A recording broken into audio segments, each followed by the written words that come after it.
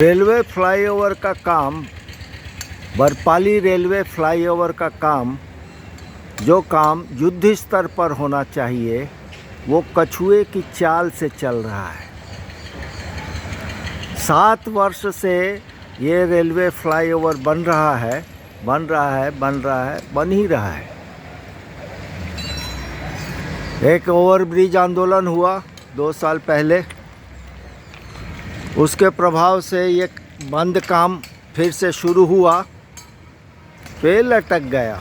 राज्य सरकार की गलत नीतियों के कारण, बड़गढ़ प्रशासन की गलत नीतियों के कारण और रेलवे विभाग की लापरवाही की वजह से, मोदी सरकार की लापरवाही की वजह से ये काम 7 वर्ष से लटका पड़ा है।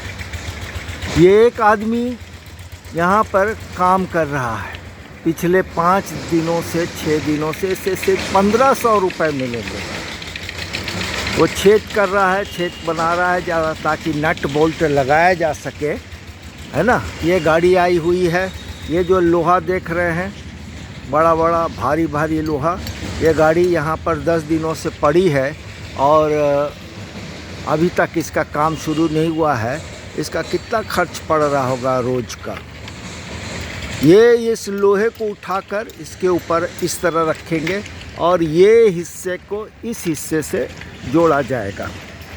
और ये काम पिछले 7 साल से नहीं हुआ है। ये है मोदी सरकार का रेलवे विभाग। और राज्य सरकार ने जो किया, पिछली राज्य सरकार ने, वो तो सभी जानते हैं।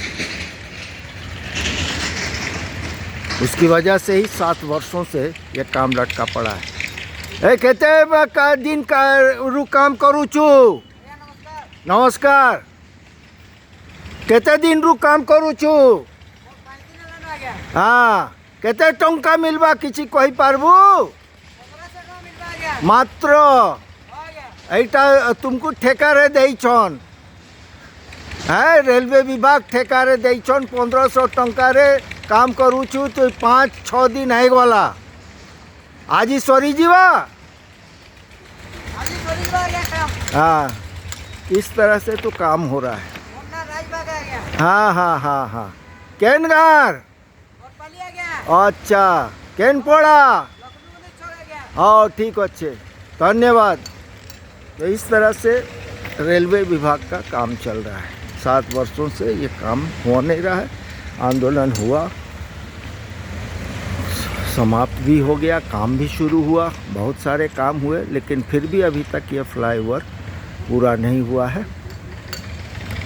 और नई राज्य सरकार आई, वो भी मंथर गति से, कछुए की चाल से ही काम कर रही है। अधिग्रहण का काम जो है ये 7-8 महीने बाद फिर शुरू हुआ, दोबारा अधिग्रहण का काम।